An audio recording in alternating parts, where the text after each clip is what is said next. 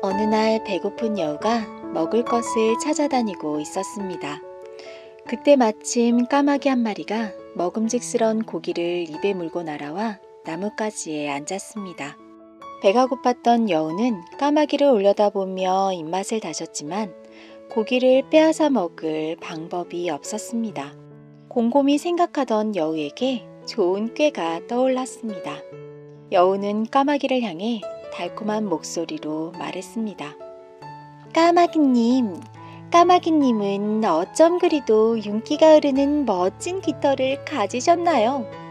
까마귀는 여우의 칭찬에 기분이 좋았지만 여우가 고기를 빼앗을지도 모른다는 생각에 경계하고 있었습니다. 여우가 내 고기를 탐내고 있는 것 같아. 절대 입을 벌리고 대답하면 안 돼. 하고 스스로 굳게 다짐했습니다.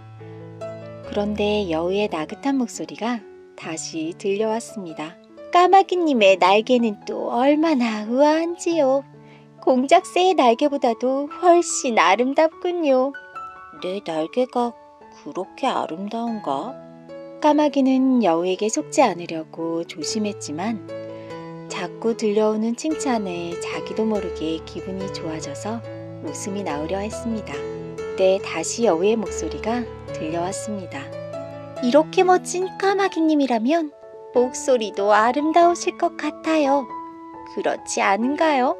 목소리마저 아름답다면 새들의 왕이라 불려도 될 것 같아요.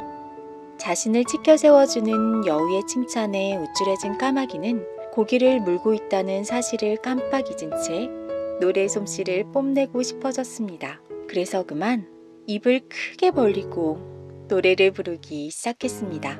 깍깍! 순간 입에 물고 있던 고기가 여우의 발 앞으로 떨어져 버리고 말았습니다. 여우는 고기를 내름 삼키며 말했습니다. 하하하! 어리석은 까마귀야. 고기 맛이 너무 좋구나. 아저 많은 말을 듣다가는 지금처럼 가진 것을 잃게 되는 것이란다. 여우는 까마귀를 약올리며 요요히 사라졌습니다. 이 이야기는 우리가 너무나 잘 알고 있는 이솝우와 까마귀와 여우인데요. 까마귀는 여우가 접근한 목적을 눈치채고 있었으나 그가 하는 달콤한 이야기에 빠져들어 결국 가지고 있던 것을 스스로 놓치게 되고 말았습니다. 만약 까마귀가 자신이 소유한 것에 집중하고 여우의 달콤한 말에 관심을 두지 않았더라면 그가 얻은 먹이를 잃지 않았을 것입니다. 이것은 비단 동화에 나오는 이야기뿐이 아닙니다. 우리도 매일 같은 유혹에 빠지곤 합니다. 처음에는 경계하고 조심하려 하지만 계속되는 달콤한 유혹들에 취해 어느 순간 내가 가진 소중한 복음을 잊어버릴 때가 있습니다. 하나님께서 더 큰 축복을 주셨음을 망각한 채 세상의 칭찬에 목말라질 때가 있습니다. 이런 우리를 아시기에 하나님께서는 성경을 통하여 우리에게 경고하십니다. 로마서 16장 18절은 이렇게 말합니다. 이 같은 자들은 우리 주 그리스도를 섬기지 아니하고 다만 자기의 배만 섬기나니 공교하고 아첨하는 말로 순진한 자들의 마음을 미혹하느니라. 사단이 우리에게 다가와 온갖 아름다운 말로 우리의 마음을 미혹할 때 우리는 하나님께로부터 받은 바 우리의 삶의 목적을 잊지 말아야 합니다.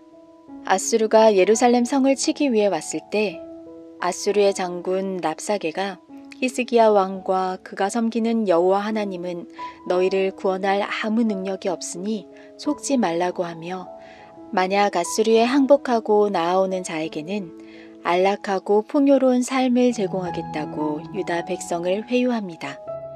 그러나 유다 백성들은 히스기야의 말에 순종하여 한마디도 대답하지 않고 잠잠하였으며 히스기야 왕은 선지자 이사야를 의지하여 하나님께 나아가며 하나님의 음성 듣기를 간구합니다. 그리할 때 하나님의 손이 직접 그들을 구원하셨음을 보게 됩니다.